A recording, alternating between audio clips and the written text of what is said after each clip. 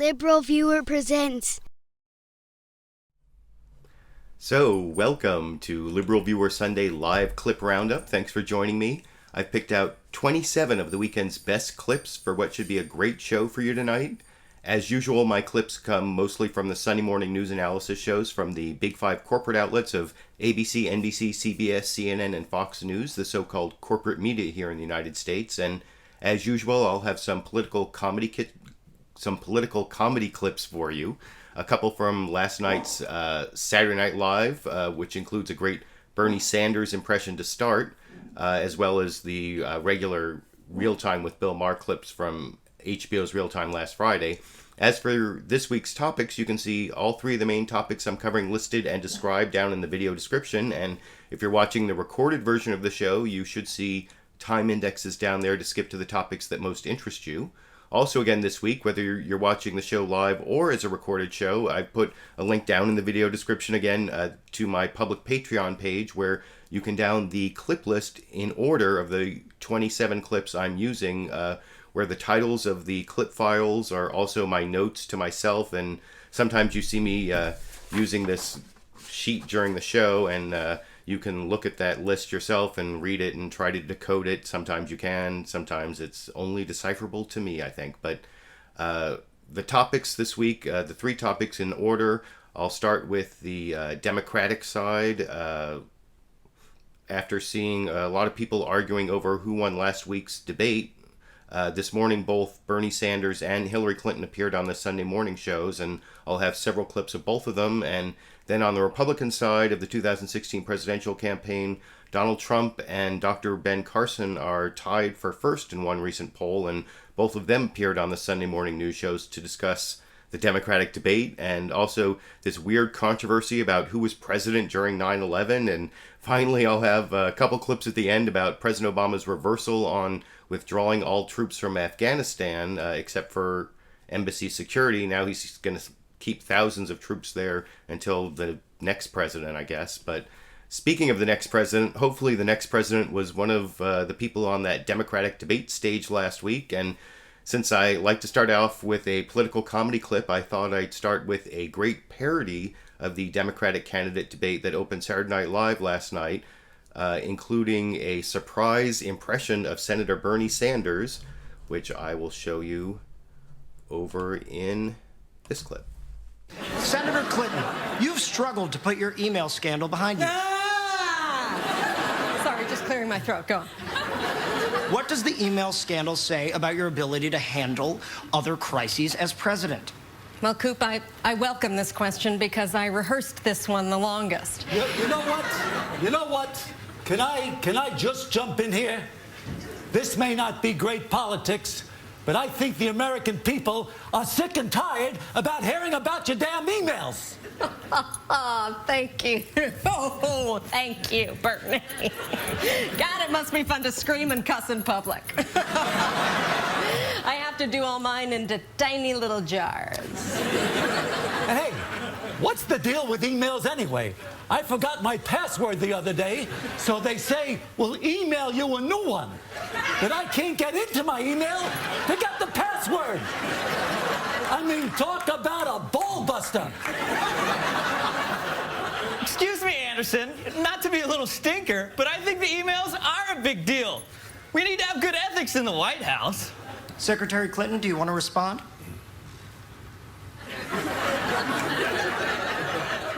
No. Okay, then. I don't know. Sometimes I think Saturday Night Live does good parodies. I thought that cold open was pretty good. And of course, Larry David, I think, was born to play Senator Bernie Sanders. That impression was tearing up the internet. And if you want to see the entire parody from Saturday Night Live, I put a link down to it in the video description, actually available free on YouTube, as well as the entire Saturday Night Live episode. And not only did everyone seem to enjoy that Larry David impression of Bernie Sanders everywhere I saw on the internet, but Senator Bernie Sanders himself was over on ABC's This Week with George Stephanopoulos, and George Stephanopoulos played a clip that I'm not going to show, just to try to avoid as much copyright problems possible, because it's not shrunk down like the clip I just showed you. And anyway, here's how Bernie Sanders reacted to the Larry David impression I think he liked it here. You know, between classes. He seems to have nailed you. What do you think? I think we'll use Larry on our next rally. He does better than I do. Okay, Bernie Sanders, thanks very much for joining us this morning. Of course, that was the end of the interview that George Stephanopoulos had with Bernie Sanders, but I also want to show you the beginning, how he started off the interview, where in the introduction he gave Bernie Sanders some credit for doing well in the debate, but also you'll see he asks him about, this is a question where he asks about that email clip that, you know, the American people are sick and tired of your emails that you just saw parodied on Saturday Night Live. That was pretty close to what actually happened in the debate. And here you see George Stephanopoulos questioning Bernie Sanders as to whether he gave away too much by ceding the email issue to Hillary Clinton. And of course, Bernie's answer is that he wants to talk about the issues, and you can see he talks about the issues really well over here. Something that may not be great politics, but I think the secretary is right. And that is that the American people are sick and tired of hearing about your damn emails. Thank you. Me too. Me too. Thank you. It was the moment of the debate on Tuesday, and now Bernie Sanders joins us live from Iowa this morning. Senator Sanders, thank you for joining us this morning. You heard that applause in the room after that moment, but a lot of people watching afterwards said you sealed the deal for Hillary with that statement, taking away her biggest vulnerability. Any second thoughts? Well, I don't think so. I think what the American people want, George, is a discussion in this country of the real issues that are impacting them. And that is, they're asking why it is they're working longer hours for low wages, why we have a massive level of income and wealth inequality, such that almost all of the new income and wealth is going to the top 1%. They want a discussion to know why it is that we are the only major country on earth that doesn't provide paid family and medical leave, why they can't send their kids to college, why we have today more people in jail than any other country on earth, 2.2 billion people, and why we're not investing in our young people in jobs and education rather than more jails and incarceration, why we are not dealing with the reality of who controls our rigged economy and a corrupt political system, which as a result of Citizens United is allowing billionaires to buy elections. Why we are not dealing with climate change, the great global crisis facing our country. All of those issues are more important than Hillary Clinton's emails, of which there is already a process underway to determine what happened. Now you notice at the end of the clip there, Bernie Sanders sort of leaves open the possibility that something might happen in the email scandal that would be worth commenting on in the primary election he's having with Hillary Clinton. But mostly what he did there is he pivoted from the email question to the issues that are important to the American people. And, you know, they're basically his talking points. But actually, his talking points are sounding pretty good, I thought. And I thought he did a good job at the debate. But I want to show this next. It's just like a 14-second clip also from This Week with George Stephanopoulos. This actually precedes the clip I just showed. This is before the interview even started. This is the way that George Stephanopoulos teased the Bernie Sanders interview, talking both about whether Bernie Sanders let Hillary Clinton off the hook on the email issue, and then one other issue he was going to raise that you can see over here. And when we come back, Bernie Sanders joins us live. Did he let Hillary off the hook at that debate? Can he convince voters that more socialism is what America needs? That Sunday exclusive is next. This week. I think you can figure out how long the delay is from when George Stephanopoulos said that to when Bernie Sanders heard the, you know, can he sell socialism to America, or to sell America that socialism is what they need, because you saw Bernie Sanders laugh at that introduction. That's kind of a silly introduction, so I thought I would show it to you. And then I want to show the one answer that Bernie Sanders gave on the whole socialism question in the interview with George Stephanopoulos. Here, it's actually using a clip from Donald Trump. This is a phone interview that George Stephanopoulos did with Donald Trump on Good Morning America, where he talks about Bernie Sanders being a socialist or a communist and wanting to raise everybody's taxes. And here's how Bernie Sanders reacts to that. Not really talking about the socialism and communism, more talking about how he wants to raise taxes on the rich to give more benefits to the middle class. Over here. of doing it alone. Donald Trump took off on you on the stump this week. Let's take a look.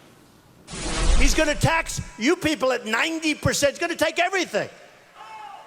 And nobody's heard the term communist. But you know what? I call him a socialist/communist, okay? Because that's what he is. You smiled when you heard that. What's your response? Well, if I had to respond to every absurd thing that Donald Trump said, I'd spend my whole life doing it. But I do want to, you raised the issue of taxes. Trump raised that issue. Let's talk about it. What we have seen, George, in the last 30 years, as most Americans know, is a massive redistribution of wealth. Unfortunately, it's gone in the wrong direction. It's gone from the middle class and working families to Donald Trump and his friends, the top 1/10 of 1%. And yes, let me be very clear. If we're going to make public colleges and universities tuition-free, as I believe we have to do in the 21st century, yeah, we are going to have a tax on Wall Street speculation. Yes, we are going to ask Trump and his billionaire friends to pay more in taxes. What rate? Yes, we are going to end these. We'll come up with that rate, but it'll be a damn lot higher than it is right now.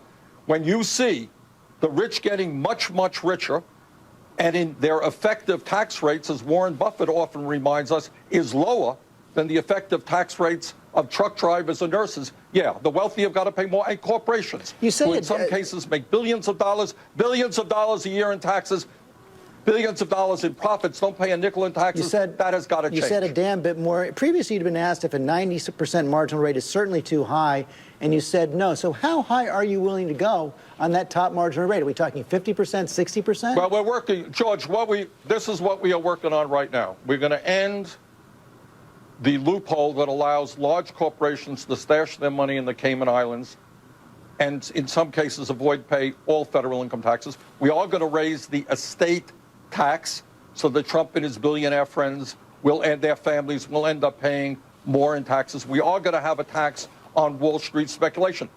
Trillions of dollars have flowed from the middle class to the top 1%. And we have got to address the fact that the middle class in this country is disappearing. They need help. We have massive wealth and income inequality. The wealthy are going to have to pay more. But to pay for all of your programs, you're going to...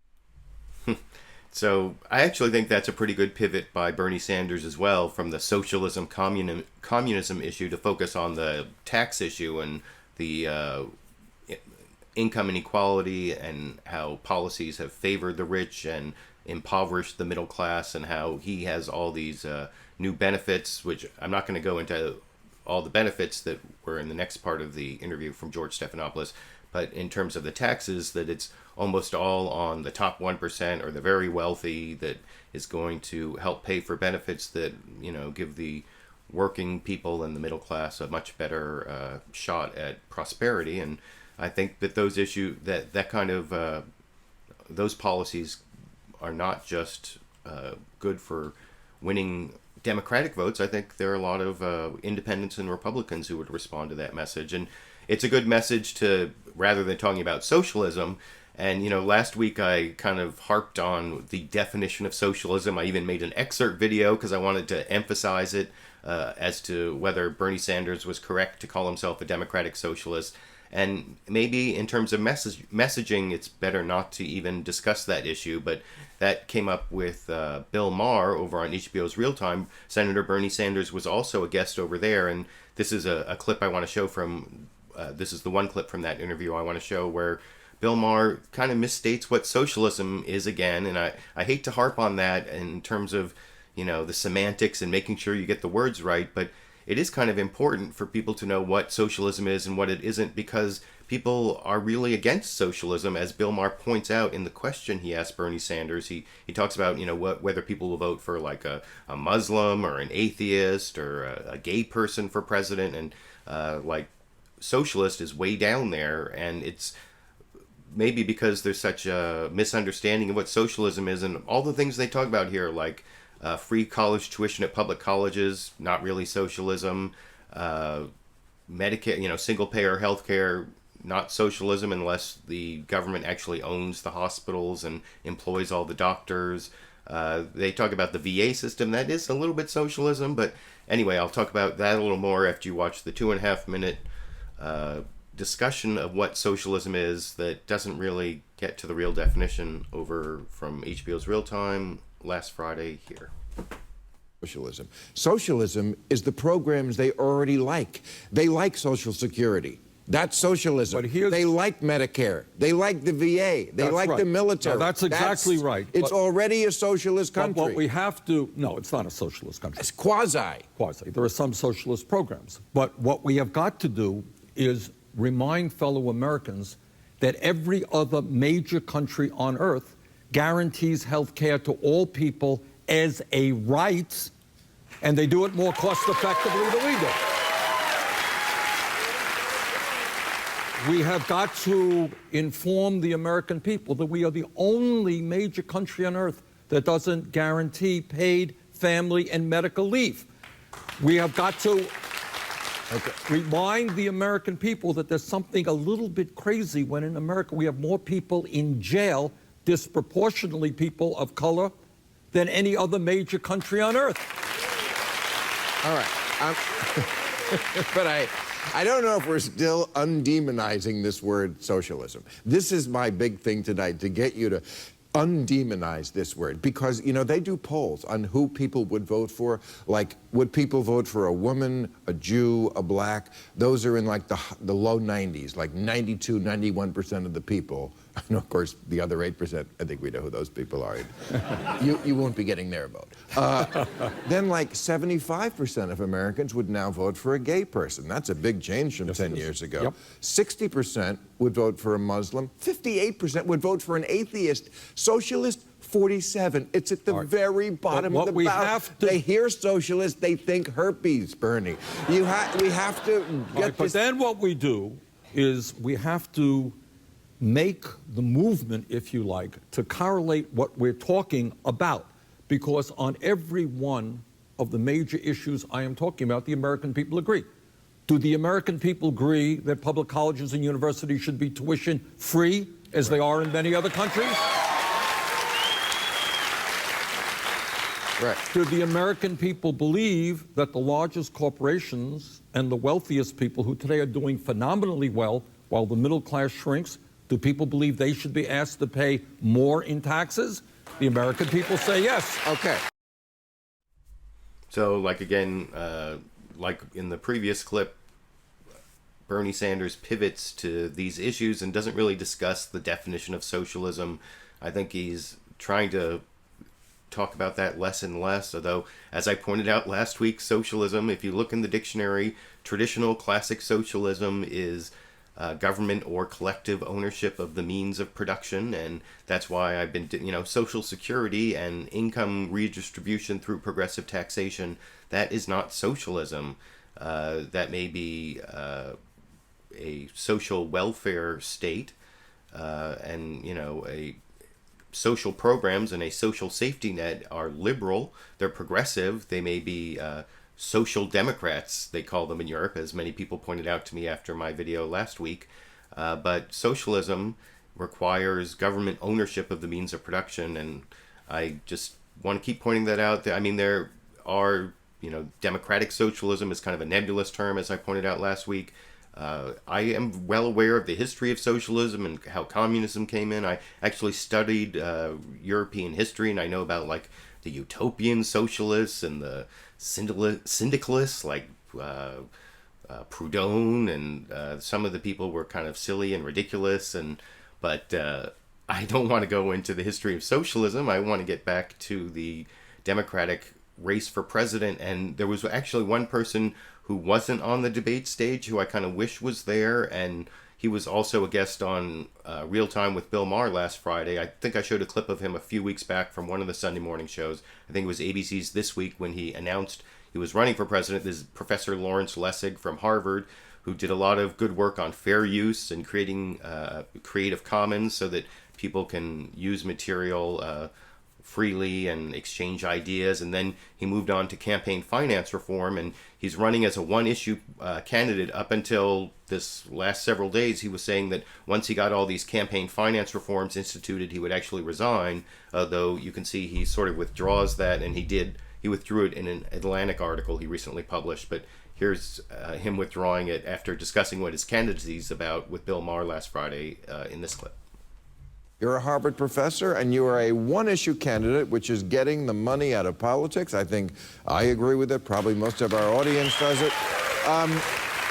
My question is, don't we already have a guy like that in the race who's doing well? The guy who was just sitting over there? Mm-hmm. Isn't Bernie Sanders pretty good on that issue? Well, look, I mean, what just happened here in your interview with Bernie Sanders, whom I've loved forever and still continue to love, is you asked the wrong question. Sorry. Right? So here's the frame. Here's the frame. Can we afford what Bernie is talking about? And the answer to that question is, of course we can afford what Bernie is talking about. What Bernie is talking about is absolutely the things we need to do. But here's the problem. I did ask that question. No. You did ask that question. It's the wrong question. Here's the question to ask. That was the wrong question. It's the wrong question. Here's the question to ask.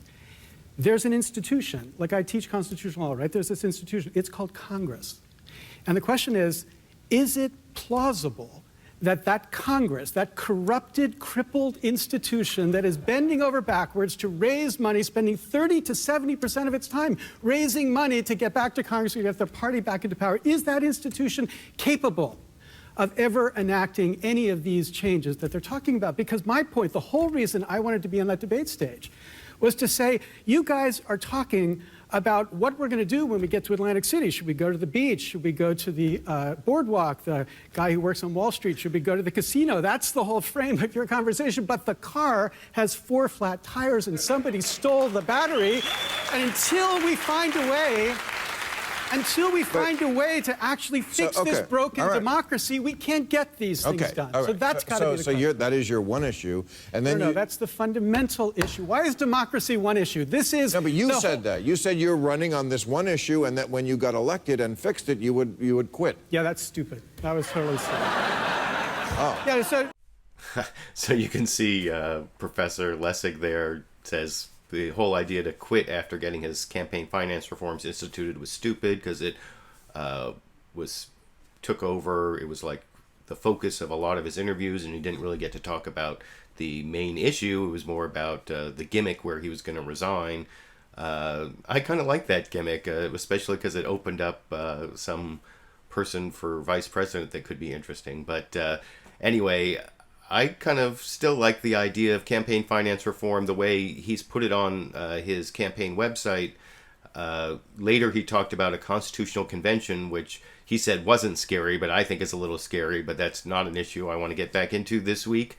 I do want to say that I still haven't decided which of the Democratic candidates I support. I thought both Hillary Clinton and Senator Bernie Sanders did really well in the debate. I thought they both had things they needed to accomplish, and they both did accomplish them. And it was, I think, Bernie Sanders showed that his long commitment to certain issues, and Hillary Clinton showed that she was a polished debater and could stand up there and show leadership qualities and look presidential, I guess. They all had to accomplish certain things, and Bernie Sanders has gotten a boost, and Hillary Clinton, I made a video about who won the debate on talking about Edward Snowden and civil liberties issues, because I think you can frame who won the debate that way, and if you have opinions on those issues, you can say, well, this candidate was closer to my opinions than that candidate. As to who won the debate, there was this big controversy where all the pundits said Hillary Clinton won the debate, but there were these flash online polls that said Bernie Sanders won the debate, and then actual more scientific polls that I've seen say Hillary Clinton won the debate. And I mean, it's not a sporting event where there's a score where you can really tell who won. It depends on what they had to accomplish, and even when you look at polls, you're just gathering people's subjective opinions. What really matters is who gains votes, and there's at least one poll that says that Hillary Clinton, after the debate, overtook Bernie Sanders in New Hampshire, although that's just one poll. I'm not sure that's actually true.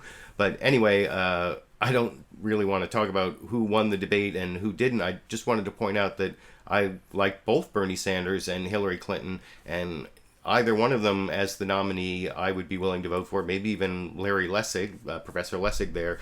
And I wanted to show this short clip from HBO's Real Time with Bill Maher after his monologue, before he introduced Bernie Sanders, as part of the introduction, he was like trying to make sure that he like pointed out the people in the audience who supported Hillary Clinton and the people in the audience who supported Bernie Sanders, and wanted to make sure that they all understood that they could support each other, which I thought was a little weird, so I thought I would show it to you over in this clip.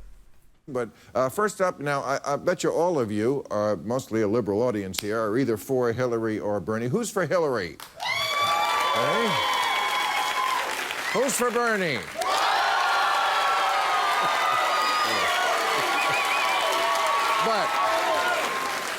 But if Bernie doesn't get the nomination, who will stay home and not vote for him? I mean, not vote for Hillary. Good, I'm glad. See, exactly. We have two good candidates. It's like on the airline. Sometimes you don't get the fish, you have the chicken. I'll eat the chicken if I have to. I'll eat the chicken if I have to. I guess that makes Bernie Sanders the fish and Hillary Clinton the chicken. That's kind of a weird choice of phrasing to use, although the next clip I want to show is actually from Hillary Clinton herself. She did an interview with Jake Tapper over on CNN's State of the Union, and I want to show the positive spin that Jake Tapper put on Hillary Clinton's debate performance. And you'll see this is, I was talking about how Bernie Sanders got kind of a positive spin there before, or I don't know, but Jake Tapper definitely put a positive spin on Hillary Clinton's debate performance, sort of giving the idea that she won, I think, and then actually congratulated her on her debate performance and asked her a fairly softball question about what did her husband Bill Clinton think about her performance, and of course she said that he thought that she did a good job, and she mentioned how they had a 40th wedding anniversary, and then speaking of strange phrases to use, after talking about their 40th wedding anniversary, she talked about how he drilled her on the issues as she was preparing for the debate, which, I don't know, do you think she chose that phrase to like juxtapose it that way? Maybe it's just me that saw it as weird. You can tell me what you think. After, let me make sure I'm playing the right clip here. Yeah, the positive spin, over in this clip. Interview for you good people this morning. This one with Democratic frontrunner Hillary Clinton, fresh off a widely lauded debate performance watched by a record-setting 15 million people, enough to put her back on top in New Hampshire, according to one poll, where Bernie Sanders had pulled ahead of her in recent months. We met up with Clinton in the Granite State. So congratulations on this new poll number in New Hampshire, showing that you're pulling ahead of Bernie Sanders in a state where you've lagged a little. He's from neighboring Vermont. The reviews, obviously, very positive for many pundits. I'm wondering what the pundit-in-chief, your husband, who was in Vegas, I'm wondering what he said to you after the debate. He thought I did a really good job, and I think that's the highest praise that I can ever get, because there's nobody whose opinion on these kinds of things I respect more. It was great to have him with me. We had just celebrated our 40th anniversary on Sunday last. So the fact that he could come and keep me company and keep my spirits up and, drill me on some of the things he thought were important meant a great deal to me. As long as you bring it. I don't know. Maybe it's just me, but that seemed like an odd phrase to use, especially because Hillary Clinton is so rehearsed, and you would think that all the phrases have been like poll tested, and I don't know, did they poll test the phrase "drill me" there? And anyway, that was the sort of softball question. Here's a Jake Tapper trying to get Hillary Clinton to go negative on Bernie Sanders, saying, since Hillary Clinton has said that some of Bernie Sanders' programs go further than hers, does that mean that, or that her programs are, she's a progressive who can get results, get things done? Does that mean Bernie Sanders' programs can't be done? And you'll see that she pretty much avoids going negative on Bernie Sanders, although one of the things I thought was interesting in this clip is that she talks about how her plans versus Bernie Sanders' plans and how his are intensely passionate, and then hers, she doesn't use the word passion for her side. I don't know if that's intentional, but you can let me know what you think after you watch that clip here. Turning to the debate, you said at the debate that you're a progressive, but you're a progressive that likes to get things done. Sanders has plans that I think might be fairly called more ambitious than yours in terms of expanding Medicare for everybody, basically single-payer health care, free college tuition, an across-the-board expansion of Social Security benefits. Do you think he's being unrealistic when he makes these proposals in terms of what can actually get passed through Congress? Look, I have the highest regard for Senator Sanders, and I think he is raising issues that the electorate, not just Democrats, everybody needs to be thinking about. And he has put forward his plans with passionate intensity, and I have put forth mine. And just think of the difference between us and the Republicans, who have put forth nothing but the same old out-of-touch, out-of-date policies. Why are his plans more ambitious? Well, he has a very ambitious and expansive view about what he thinks should be done with respect to free college and other of the policies that we both are trying to tackle. I believe that my approach, for example, on college, I call it the New College Compact, because I think everybody should have some skin in the game, including students who I say should work for part of their education. Maybe it's because I did and my husband did, but I think it's something that you want young people to feel really committed to. It's a difference in approach. We will have an opportunity as these debates go forward to really dig down, and I'm hoping that whatever network hosts them, whoever the moderator happens to be, that they will really ask us to explain and contrast. But it's a policy difference. I mean, you could see on that stage in Las Vegas how we are maybe approaching these problems with different solutions, but we're both seeing the pressures that American families are under and the challenges that they're facing that we want to try to address. Mm-hmm. And the differences between us is nothing like the differences we all have with the Republicans. And I want the American people to be part of the debate and to hear Senator Sanders' perspective and what he's proposing, to hear mine, to make up their mind, and then to remember that we're not peddling the same old failed policies of trickle-down economics and let the corporations do what they want and cut taxes on the wealthy, which is the answer to everything that the Republicans put forth. Speaking of the So I think it's actually smart of her to not go negative on Bernie Sanders and to group herself on the left as far as she can in the primary and contrast all herself and Bernie Sanders with the Republicans. And I think you'll see more of that. But the debate wasn't the only big event in the Hillary Clinton campaign this month. The other big event that's coming up on Thursday is her testimony before the House Select Benghazi Committee with Chair Trey Gowdy. I'm going to show a clip of him in just a minute, but first I want to show, and then I'm also going to show Hillary Clinton talking a little bit about what the Benghazi Committee might ask her. And here's first Chuck Todd over on NBC's Meet the Press giving about a 3-minute preview of the Benghazi issue for the testimony this week, as well as some background for anyone who hasn't heard enough about Benghazi already over here. Possible exception to the debates, no moment in the campaign has been more highly anticipated than this Thursday when Hillary Clinton testifies before the House Select Benghazi Committee. And make no mistake, one way or the other, this is about the campaign. Republicans say they want to get to the bottom of the attacks in Benghazi in 2012 on that September 11th day when 4 Americans were killed. Democrats say the committee is a partisan effort designed to discredit Clinton by focusing just on her emails. Either way, it could be a turning point in the race for 2016. I really don't know. I will do my best to answer their questions, but I don't really know what their objective is right now. Hillary Clinton is trading one stage for another. Any reaction to the Benghazi ads? Not since President Gerald Ford defended his pardon of Richard Nixon. The purpose was to change our national focus. Has an active presidential candidate had so much on the line in an appearance before Congress? But Clinton can now quote House Republicans when she tries to argue that questions about her handling of the 2012 Benghazi attack that left 4 Americans dead are now nothing more than a political witch hunt. This whole effort was set up for political partisan purposes. We now know to politically, in a partisan way, go after me.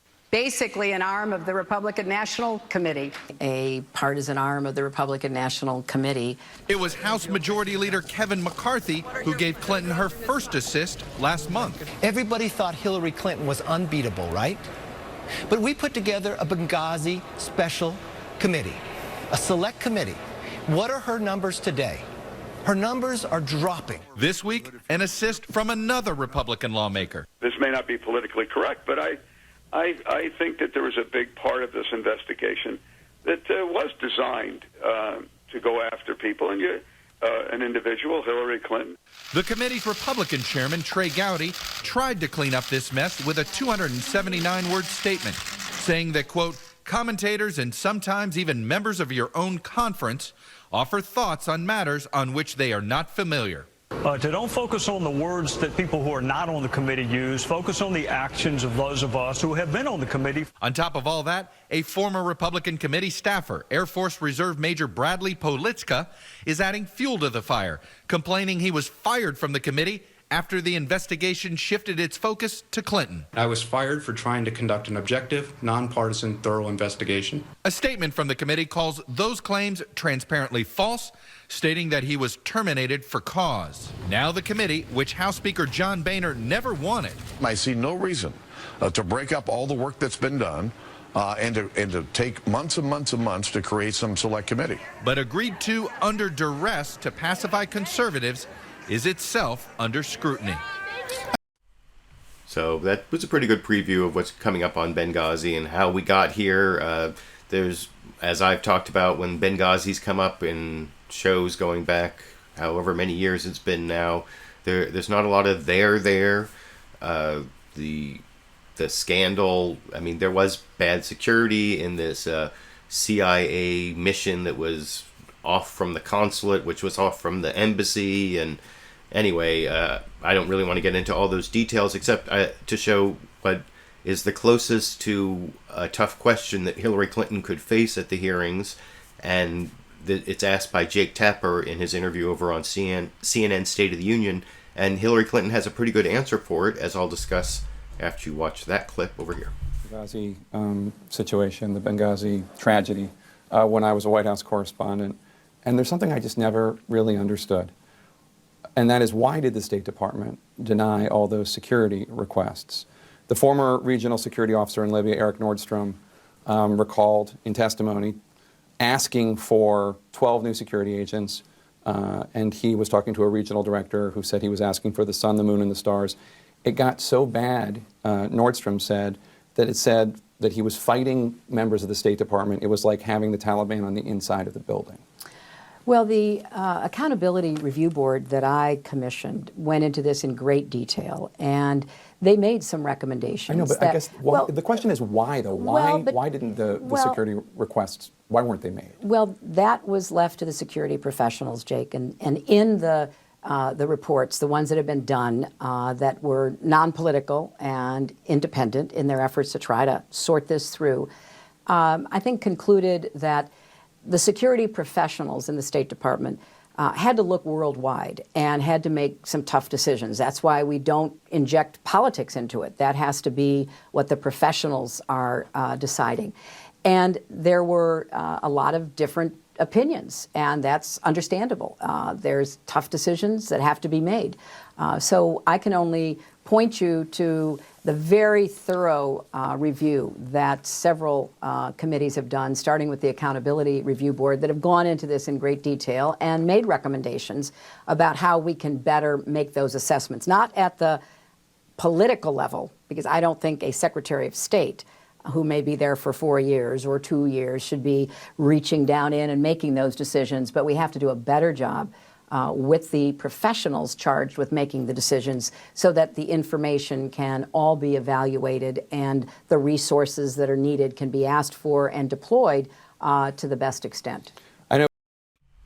Now, I actually think that's a pretty good answer from Hillary Clinton as to why it shouldn't be up to her or up to the Secretary of State to set the security levels at embassies around and consulates and missions that are away from the consulate, like in the Benghazi situation, that it shouldn't be up to the political appointees like the Secretary of State, and there's some other State Department officials who are political appointees, that they're only around for at most one president, and they are very subject to different political pressures. It should be, the career civil servants at the State Department who have expertise in security, who should be deciding those levels. I mean, maybe you disagree with that, but it's a pretty good argument. And the reason I think that that question that Jake Tapper asked was one of the toughest questions that can really be asked of Hillary Clinton on, about a real issue on Benghazi, is because the chairman of the special committee, Trey Gowdy, was over on Face the Nation, and John Dickerson asked, what do you really want to get Hillary Clinton to answer?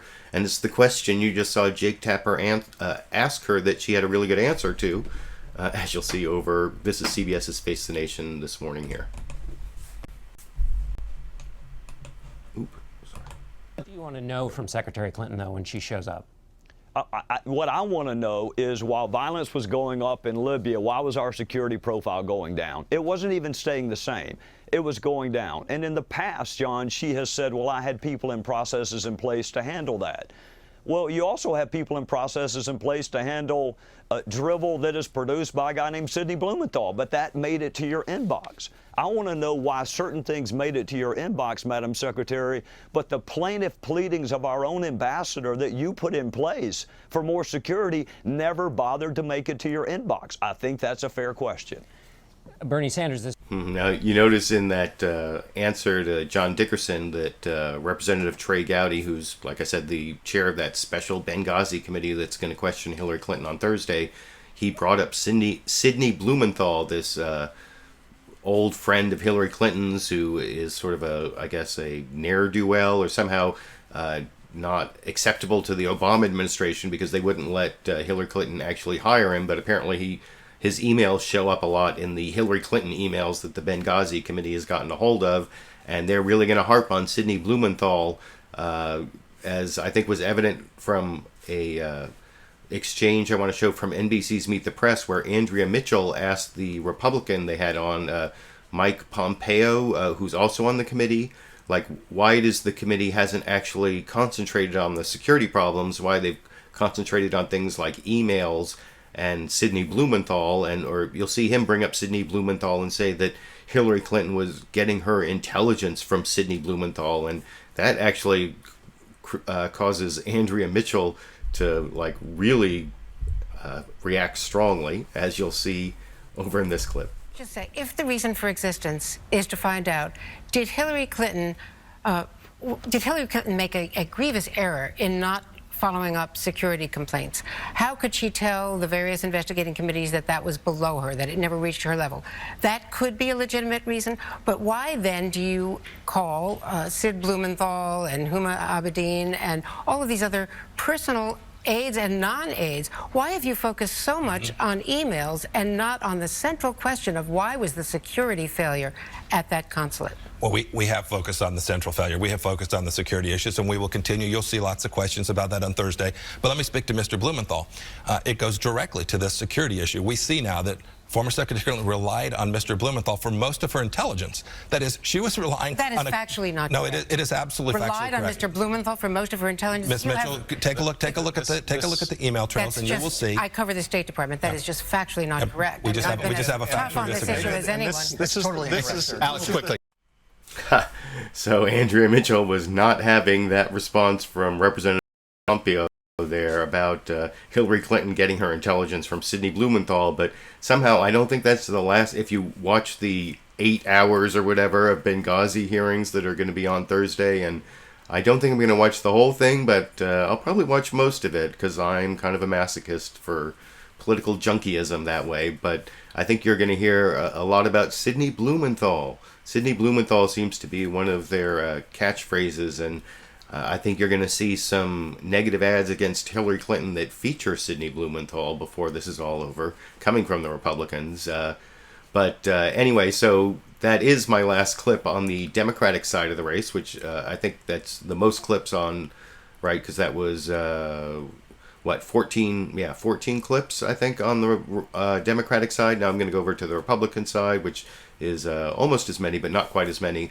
And the Republicans didn't have a lot going on this week. The two big issues that I'm going to show from the Republicans are reacting to the Democratic debate, and then this weird controversy between the Republicans about whether whether 9/11 happened while George Bush was president. That seemed to be controversial. And then, of course, whether he has some responsibility or whether he kept us safe. And but I'm going to start with kind of the more silly thing of the Republican reaction to the Democratic debate, and I'm going to start with a sort of racist tweet, and I'll discuss why it's racist, even though the people targeted aren't an actual race, after I show the racist Mike Huckabee tweet during the debate that was covered on Saturday Night Live's Weekend Update last night, Colin Jost making the joke you see here. Mike Huckabee was criticized during the debate when he tweeted that he trusts Bernie Sanders with his tax dollars like I trust a North Korean chef with my Labrador. And I just want to say, I trust Mike Huckabee with a joke like I trust Jared with my laptop. And that actually wasn't the only laptop joke on Saturday Night Live's Weekend Update, but I'm not going to show the other laptop joke that they made. But I do want to show a joke from HBO's Real Time with Bill Maher, where he had a different Republican reacting to the debate. Oh, and the whole thing about racism in that Mike Huckabee tweet, even though Koreans aren't a race, I guess the Asians are one of the races. Races are a social construct, but when they used to be scientifically classified, one of the four races was what they called Mongoloid, or the Asian mostly race. But that was many years ago, and that's like non-PC now to even use that phrase, I think. But Koreans aren't a race, but saying something negative about Koreans, I think, does generally fit into the bucket of racism. Racism can also just be a general term for bigotry, which is why sometimes Islamophobia is called racism, even though Islam isn't a race, although some people have called Islam and Judaism and other religions races over time, as I discussed last week, and I don't want to get back into. I don't even know why I brought that up, but now I want to get over to a Donald Trump joke that Bill Maher turned Donald Trump's attack on socialism into a hair joke, which hair jokes are always good for Donald Trump, I guess, and here's how you can turn socialism into a hair joke if you're Bill Maher last Friday in this clip. Donald Trump this week, after the Democratic debate, he went on a tear. He called my first guest a communist, which is ridiculous, went on a rant about how horrible socialism is. But you know what? Isn't Trump's hair socialism? It's the richer hair covering the poorer hair for the good of the head. All right. And again, I think Bill Maher did not correctly define socialism as Donald Trump's hair, but whatever, I don't want to go back into that. It was kind of a funny joke. And like I said, the other big issue that was taking up the attention of the Republican candidates this last week, other than the Democrats debating and Bernie Sanders being a socialist and Hillary Clinton, et cetera, was this weird issue about whether George W. Bush was to blame for 9/11, whether he kept us safe, whether it even happened on his watch, or whether it was fair to say that. It was basically between Jeb Bush and Donald Trump, though you'll see in this next clip I want to show is from CBS's Face the Nation. John Dickerson showed how it is a way in which George W. Bush's presidency is not only hurting Jeb Bush's campaign, but Jeb Bush's campaign's inability to talk about the George W. Bush legacy is hurting the George W. Bush legacy, which I thought was interesting, and I'll discuss that after you watch that from CBS this morning here. Donald Trump and Jeb Bush are in a small fight about a big thing: the legacy of the 9/11 attacks and George W. Bush's presidency. When you talk about George Bush, I mean, say what you want, the World Trade Center came down during his time. In a tweet, Jeb responded, calling Trump pathetic. "We were attacked and my brother kept us safe," he wrote. To which Trump responded, "No, Jeb Bush, you're pathetic for saying nothing happened during your brother's term when the World Trade Center was attacked and came down." Ben Carson came down on George Bush's side. You don't think that George Bush has any responsibility for the attack on 9/11? I think it's ridiculous to suggest that he's responsible for it. Jeb Bush doesn't want to be defined by his brother, but he is now using George W. Bush's legacy to define Trump, saying in tweets and a video released yesterday that Trump's comments about George W. are evidence that he lacks the judgment to be president. He's certain that voters agree with him. As it relates to my brother, there's one thing I know for sure. He kept us safe. I don't know if you remember. Jeb Bush is asking for a referendum on his brother in a public debate with a rival he has yet to find a way to beat. This may work, or it may backfire, further tying Jeb's prospects to his brother's record and rendering a negative verdict on that legacy, which was improving before Jeb.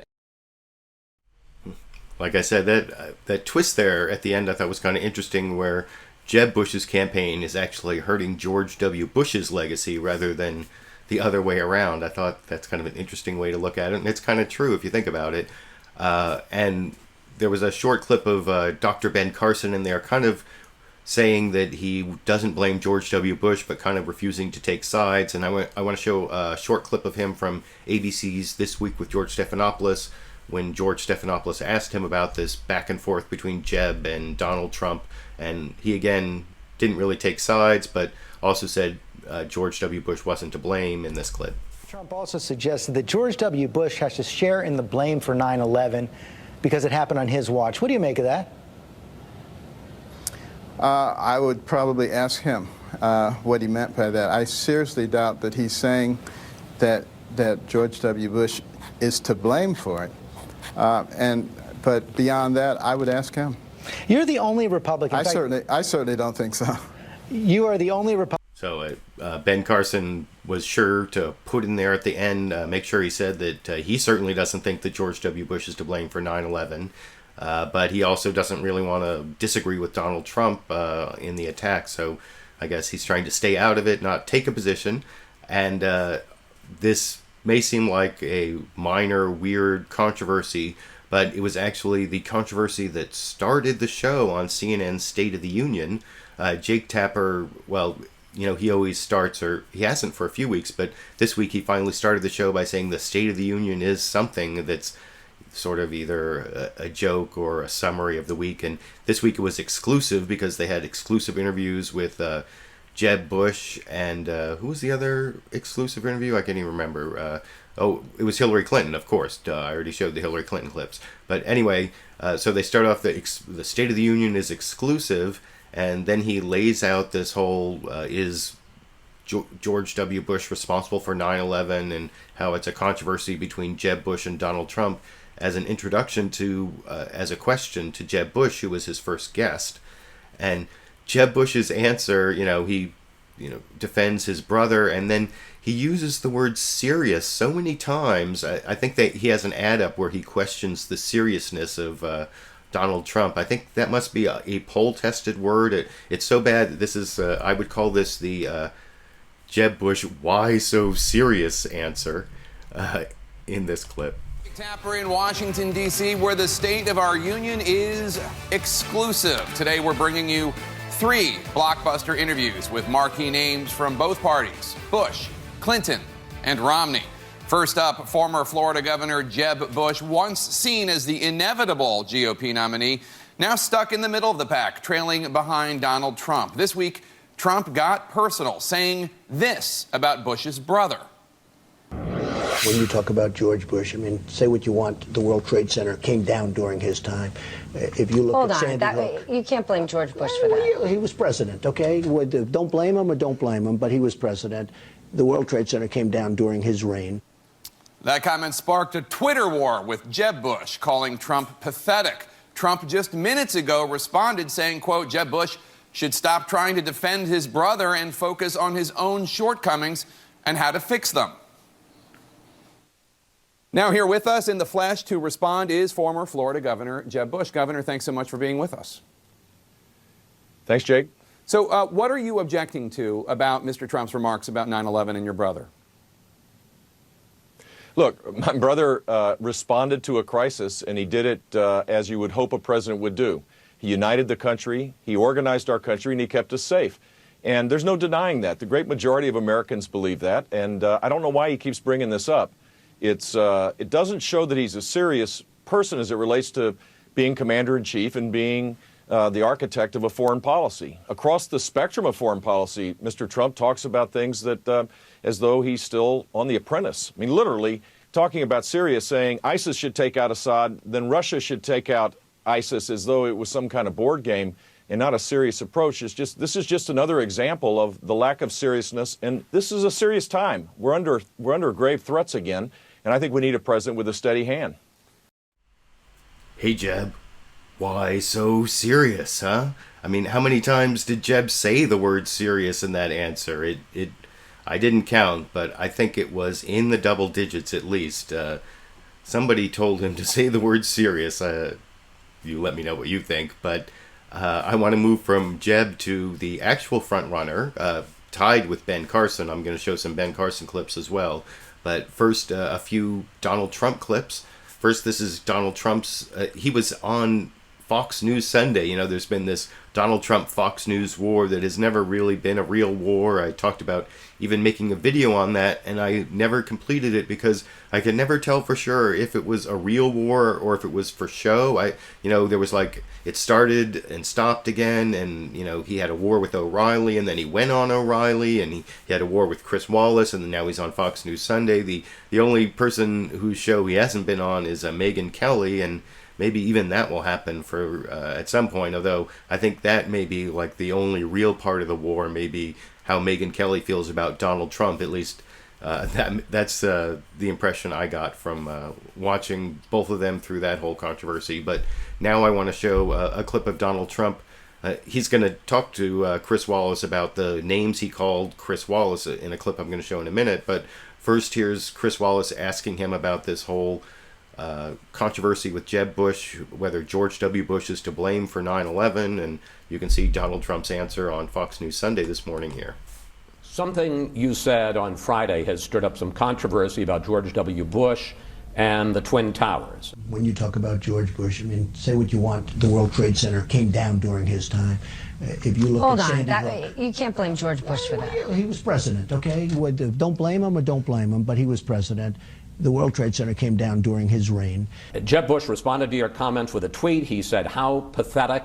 Question, do you blame George W. Bush for 9/11? Look, Jeb said we were safe with my brother. We were safe. Well, the World Trade Center just fell down. Now, am I trying to blame him? I'm not blaming anybody.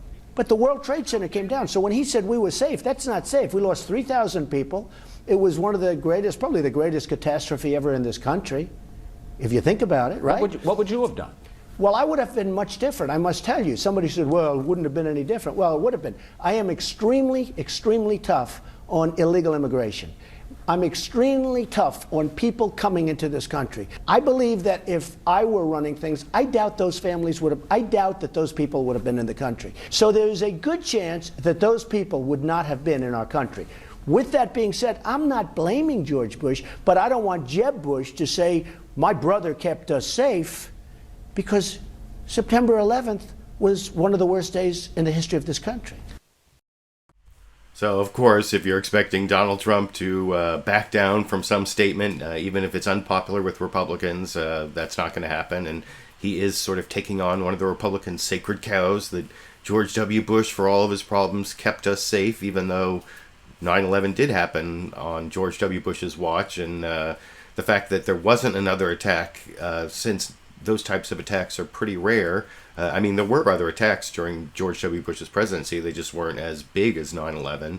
And the fact that there weren't wasn't necessarily due to anything he did more, because there's just a long gap in between those big attacks, and maybe there won't be another one, and who knows. I just don't think you can necessarily... It's like the whole elephant repellent joke about the guy who's selling elephant repellent, and he says, well, we don't have any. The guy's trying to sell it to says, we don't have any elephants around here, and he says, well, see how well it's working. So, George W. Bush's anti-terrorism policies may have been that type of elephant repellent. I don't know, but I want to move on from the 9/11 George W. Bush blame controversy just to a couple more answers from Donald Trump, more about his personality. And it starts off with Chris Wallace. This is actually the first question that Chris Wallace asked Donald Trump. He gives an introduction talking about how the last time he talked to Donald Trump was at the Fox News debate where sparks flew, and then he asks him kind of a softball question about how was he so, prescient to know that the outsider and discontent were going to play so well this election year. And then there's a short answer from Donald Trump in what's mostly Chris Wallace's introduction and question in this clip. In Washington. Well, it took a while, but Donald Trump finally agreed to an interview on Fox News Sunday. I had asked him some tough questions in the big Fox debate, which he didn't like, and he made that very clear. Now, 2 months later, he sat down for an in-depth interview this weekend at the Trump National Golf Club outside Washington. We discussed the issues, his latest dust-up over President Bush and 9/11. Fires back at other candidates and reporters like me. It was vintage Trump. Mr. Trump, good to see you again. Thank you. It's become almost a cliche in this political cycle that people are fed up with politicians, but back when you announced in June, most of the so-called experts, including me, thought you had no chance and that people would end up voting for somebody with political experience. How did you know that discontent, frustration with the system would be the prevailing mood in 2015? I felt it. I felt it from within. We have tremendous discontent in the country. We have tremendous problems in the country. And I felt it early on, or I wouldn't have done this. But I see tremendous discontent. Before. So that was a fairly softball question, but I suppose it's a good question. It's not like he's going to give any answer than the one he gave there, but about, it's because I'm so great. It's because I have such greatness and I'm such a winner and everyone else, they're losers and I'm the winner. Well, I'm sorry. I couldn't resist doing one more Donald Trump impression, as bad as it may be. But now I want to show a couple questions that Chris Wallace asked Donald Trump about his temperament. The second one is going to be specifically about the battle he had with Chris Wallace after the debate, but this first one is more generally about his temperament, about, does he have the temperament to be president if he's up late at night tweeting, and also if he's calling people names, even the other Republicans, which he responds to over in this clip.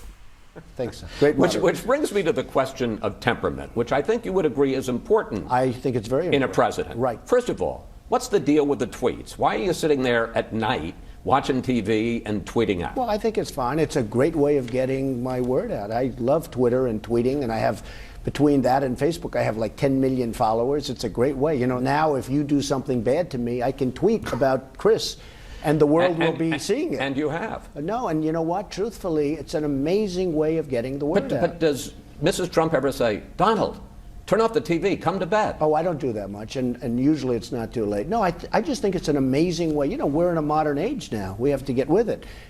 It's Twitter and Facebook and all of this stuff is, to me, it's for some reason, I'm probably not the youngest person using it, but for some reason it works very well. I'm, setting records. In fact, for the debate, I'm talking about the Democrat debate, and they use Democratic. It's really Democrat. You know that, okay? They called it wrong. It's really the Democrat. But the Democrat debate, I picked up more followers by many times than anybody else. And there were those that said I won the debate because I picked up all the followers. But no, I think it's a great modern way of getting the word out.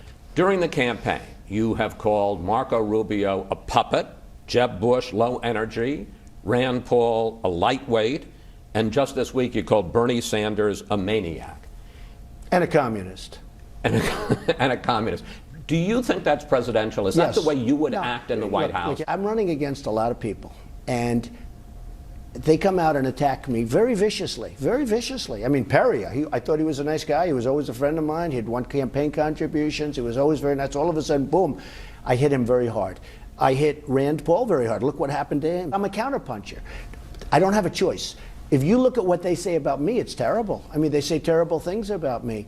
Bobby Jindal, you talk about lightweights. This guy's a real lightweight. And he hit me. I don't even know this man. And he hit me and they're not hitting me on fact. They're hitting me in order to try and pick up something in their polls. The thing I'm most honored about is every single person that went after me, including Jeb Bush, who's down, boom. Every single person that went after me has gone way down. And I'm very honored by that. And that's what the country needs. The country needs a leader that when the country gets hit, we're going to come out on top, not keep going down, because we're going down. Our country is going down. Yeah, that's what our country needs, an insult comic who can insult other people so that we don't feel like losers. I don't know. I don't really buy his argument for why his behavior is acceptable, and I find it difficult to believe that most Americans will think that that type of behavior is presidential. But like Chris Wallace said at the beginning of that previous clip, that was the conventional wisdom when he started, that he wouldn't get this far, and now he looks like the most likely nominee of the Republican Party, believe it or not, at this point, although not necessarily, and that still doesn't make him President of the United States, but it's not impossible, which is a fairly scary thought. Although I want to show one more clip about Donald Trump's temperament. This is Chris Wallace asking specifically about why it was that his question at the Fox News debate was so bad that Donald Trump called him all these names and said blood was coming out of his eyes. He doesn't even go into the whole Megyn Kelly blood issue, but you can see Donald Trump just says that when he feels he's been attacked falsely, he hits back or tries to justify it, even though it's just ridiculous behavior. But here's his answer in this clip. Then I want to bring up the subject, hear me out, of you and me. Okay. During the debate, I asked you a question about bankruptcies. Right. And you, I thought, gave a fine answer. First of all, these lenders aren't babies. These are total killers. You know, I mean, you're living in a world of the make-believe, Chris. You want to know the truth. I thought it was my best answer. Then, for about a week, you go after me. You say, blood's pouring out of my eyes. You compare me unfavorably to my father. And I agree. He's one of a kind. Here's the question. You're running for president. I mean, we talked to Chris Christie about Bridgegate. We talked to Carly Fiorina about destroying a company. She destroyed her company. Okay, I guess the question is... No, it's not personal. Are you a little thin-skinned? No, I'm only thin-skinned when somebody says bad things that are false. For instance, if you hit me about something that's true, all right, the bankruptcy, I use that as a tool. I didn't ever file for bankruptcy. Out of hundreds and hundreds of deals, I've done it 4 times. I've used it 4 times. But it was just a question. No, I know, but the way it was phrased. I could see the eyes, okay? I don't even know what blood's coming out of my eyes. I've used it as a tool brilliantly.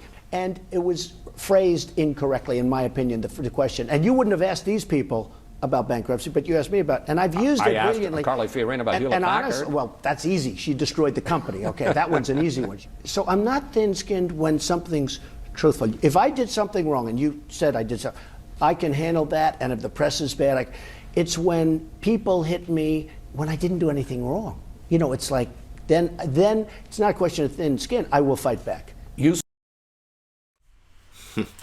So I don't really buy that answer either. Like I said, I think that he's a narcissist and a bully, and I think he knows how to market himself and how to reach a certain segment of the population, but his justification for his behavior in those last couple clips, I don't buy it, but maybe some of you like it. I know that I have some Donald Trump fans who have been commenting on my videos. They're not the majority, or even they're just a few people who come by and post the pro-Trump sentiments. I haven't really seen any people posting in favor of Dr. Ben Carson, although he raised more money than any of the other candidates in the last reporting period, and he's pretty much tied with Donald Trump for being front runner in the Republican Party in this latest poll. I'm going to show, is it one clip, 2 clips?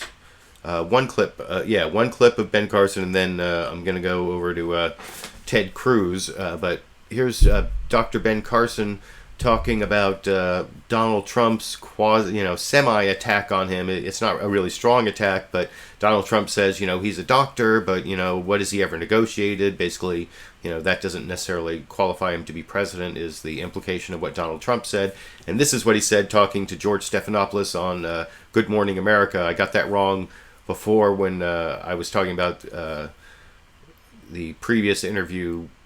This is the Good Morning America clip of Donald Trump saying that Dr. Ben Carson is a doctor but doesn't know how to negotiate. And Ben Carson's answer is that, he hasn't just been a doctor, he's done a bunch of things. And in the follow-up question that George Stephanopoulos asks him, he explains all the things he's done. And he also quotes Proverbs. He doesn't say it's from the Bible or from Proverbs. It's I can't remember the exact quote. It's something like, many counselors lead to victory. That's not the King James version. When I looked it up, I saw different versions. It's that someone who listens to a lot of different people is going to be more successful rather than always thinking they're right and know everything, is basically what he's saying. But he quoted Proverbs, which I think is a smart thing for him to do to try to win Iowa, where there's so many evangelical Christians, and they'll probably notice what he did over in this clip.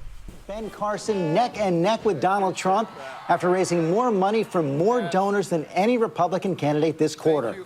He's our exclusive headliner this morning. And when I asked Donald Trump about Carson on GMA, he previewed a possible line of attack.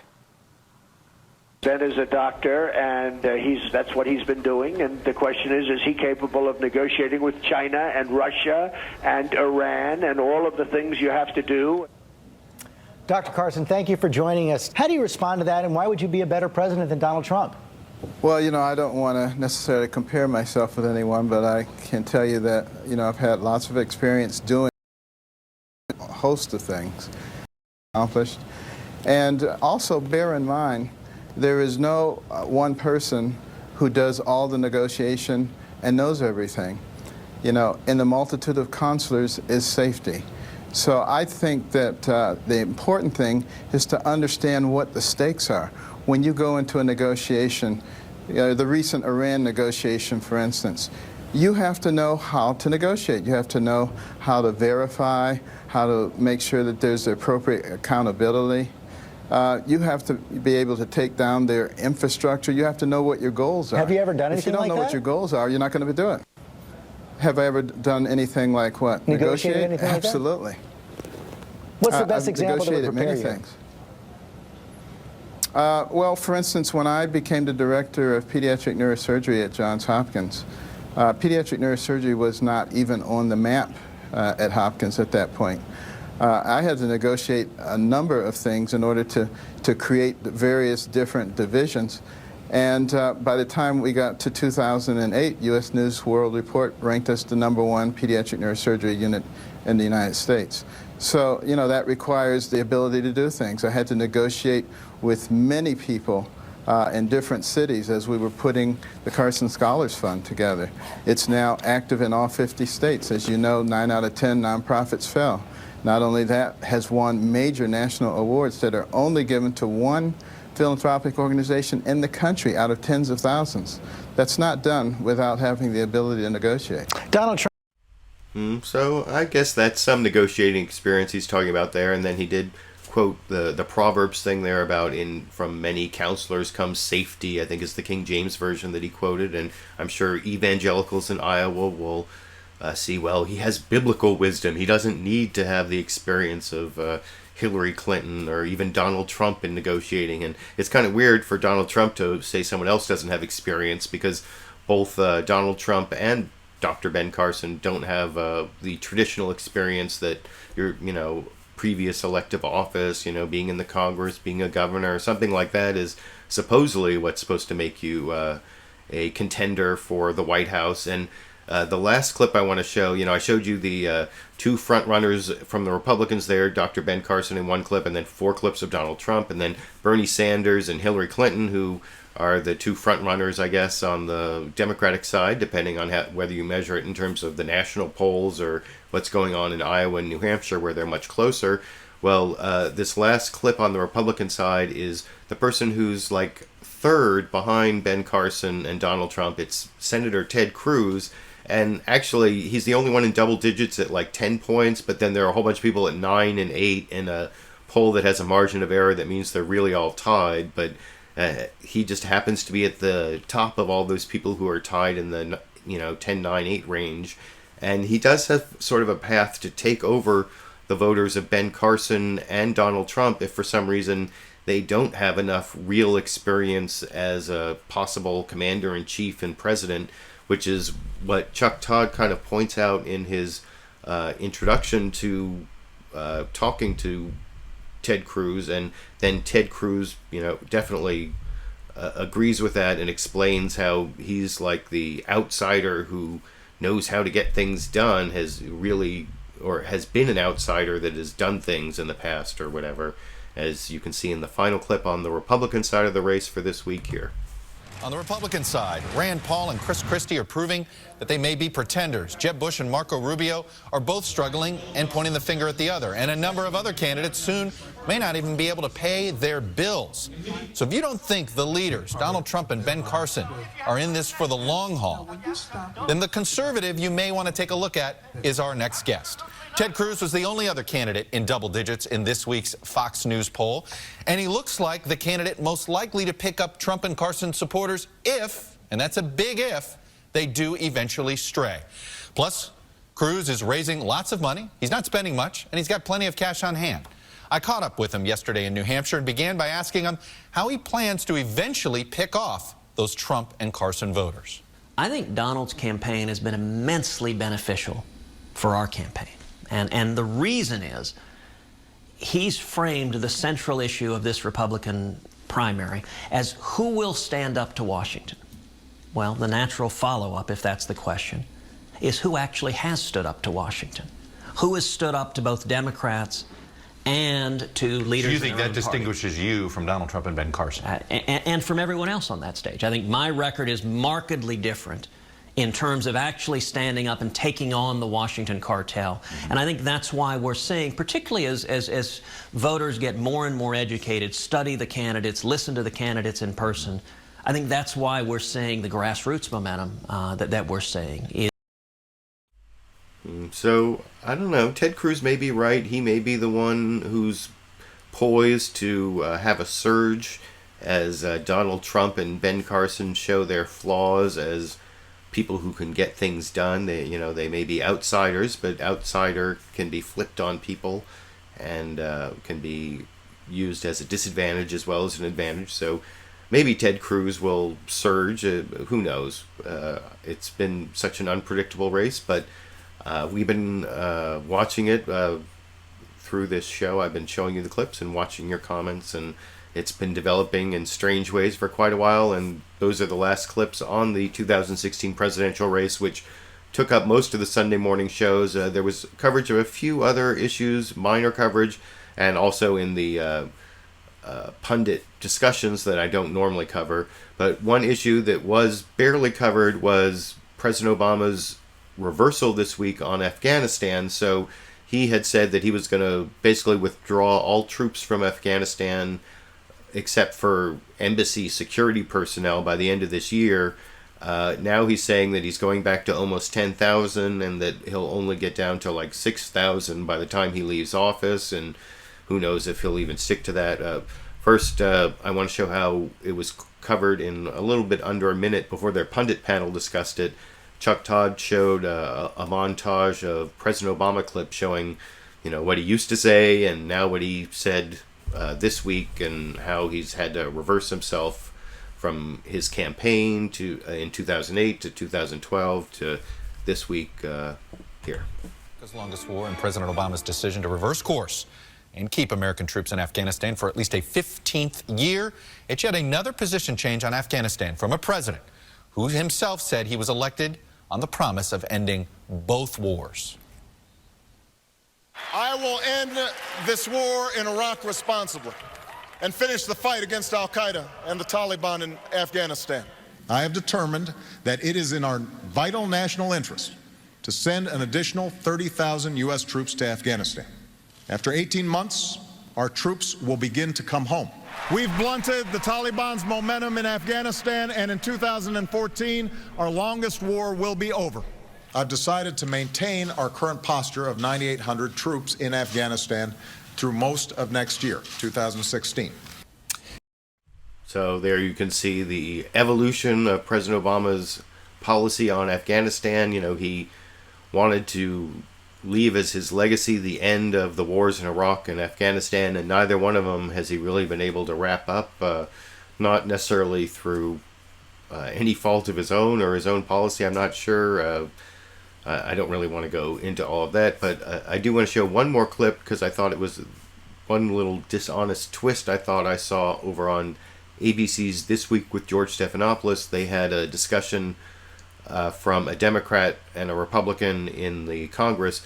The Democrat was Tulsi Gabbard, from representative from Hawaii, and you'll see George Stephanopoulos introduces the discussion with a clip similar to what you just saw in that last montage, just a single clip of President Obama's current stance and saying it's a reversal of his former policy. But then he introduces Representative Gabbard as if she's been someone who's been an advocate of bringing our troops home. And I'm not sure what her stance has been on Afghanistan, but I've watched Representative Gabbard over several shows be much more hawkish than President Obama on sending in troops and sending in airstrikes to fight ISIS in Iraq and Syria. So I know she's actually been more hawkish than the president on a lot of these Middle East conflict issues. So I thought it wasn't completely honest the way she was introduced by George Stephanopoulos on ABC this morning over in this last clip here. We've made an enormous investment in a stable Afghanistan. Afghans are making difficult but genuine progress. This modest but meaningful extension of our presence, while sticking to our current narrow missions, can make a real difference. President Obama on Thursday reversing course on Afghanistan, announcing that thousands of U.S. troops will continue to serve in America's longest war even after he leaves office. Here to weigh in on that, two members of Congress who served in Iraq and Afghanistan, Democrat Tulsi Gabbard, Republican Adam Kinzinger. Thank you both for joining us this morning. And Congresswoman Gabbard, let me begin with you. You've long said that it's time to bring our troops home. So is the president wrong to put his withdrawal plans on hold? Yeah, good morning, George. Aloha. You know, I've supported the president's efforts to continue bringing our troops home, and I think it's a good thing that we've gone from having over 100,000 U.S. troops there in Afghanistan to now today having less than 10,000. And looking at the situation on the ground in Afghanistan, we have a continuing increased presence of both ISIS and al-Qaeda. So I agree with the president's decision to keep some of our troops there, primarily to assist the Afghan security forces, both with intelligence as well as with training, as they work to take out our common enemy, the Islamic extremists, ISIS and al-Qaeda. I think it's important, though, as we see some U.S. troops remaining there, that we know exactly what their mission is, that their mission is not to nation build and to create a mini America in Afghanistan. It is to work with the Afghan security forces, again, to take out and defeat our common enemy in ISIS, al-Qaeda, and other Islamic extremist groups. Congressman Kinsey. So that wasn't a completely unreasonable answer. You know, one of the things that's happened that hasn't been discussed much on the Sunday morning news shows, and there were a couple places it was in the last few weeks that I didn't pick because it was mostly as discussion on the pundit panels. There's been the Taliban forces have pretty much taken over this northern city of Kunduz in Afghanistan, and then that was followed up by this bombing of a Doctors Without Borders hospital in Kunduz, and as part of the fight between Afghan and Taliban forces. And the Pentagon has gone through all these explanations, and some of the things I've seen make it look like, you know, bordering on a war crime, at least needing a independent investigation. And it hasn't gotten much coverage on the corporate media. That's why I haven't covered it much on the Sunday morning news shows. 'Cause there haven't been, other than like a few comments by pundits, there hasn't been, you know, real news coverage of it. I think I saw something over on Fareed Zakaria's GPS, but that's not one of the shows I usually take clips from. And I was kind of rushed today, as you may have noticed. For those who are watching this as a live show, I started almost 3 hours early. I had some family events going on, so I've been getting more efficient in producing the show so that I can start a little earlier, and so I was a little flexible and started earlier this week. I noticed about 130 people showed up this week to watch live, so I appreciate all of you who did that. And I guess I'm going to be ending the show, although I always try to make some edited, produced videos during the week. This last week I made 3. One was an excerpt video, 2 were just new videos, and this last one was on the civil liberties answers of Hillary Clinton and Bernie Sanders at the last debate, how basically Bernie Sanders won the debate against Hillary Clinton when it came to Edward Snowden and civil liberties issues. So if you haven't watched those videos, go to my YouTube channel, which is youtube.com/LiberalViewer if you don't know how to find that, and watch those videos, especially that last one, and give it a thumbs up. I appreciate all of you who watch these videos, these live clip roundups, and give me a thumbs up and comment and share the video. I especially appreciate those of you who give me direct donations through the fan funding that you can click on with the little eye here, or through my Patreon page. There's a link down in the video description where you can become one of my patrons. That way I don't have to worry about getting ad revenue from YouTube to make this a cost-effective way for me to spend my time every Sunday. It takes me, I don't know, around 8 hours still, even with my greater efficiency, 9 hours if you include like watching HBO's Real Time with Bill Maher and Saturday Night Live, which I do anyway. But anyway, if you include all the show watching time, it's closer to 10 hours prep time, and then 1 or 2 hours broadcast time. So if you can help me by becoming one of my patrons or giving me a donation to keep me at least minimum wage for the time I put in, I'd appreciate that. And hopefully I'll put up another edited, produced video this week, although I have some things taking up my time. Otherwise, I will be back next Sunday, most probably at 6 p.m. Pacific, which I think is now Greenwich Mean Time minus 8 hours, if I'm not mistaken, instead of 7. I could have that wrong. Could be 7. I'll check that by next week, and I'll see you next week. And I hope you appreciate the time I put into creating the show. I appreciate all of you who watch it live and as a recorded show, and let me know what you think in the comment section and help support the show. And until next week, I guess I'll be seeing all of you around the internet.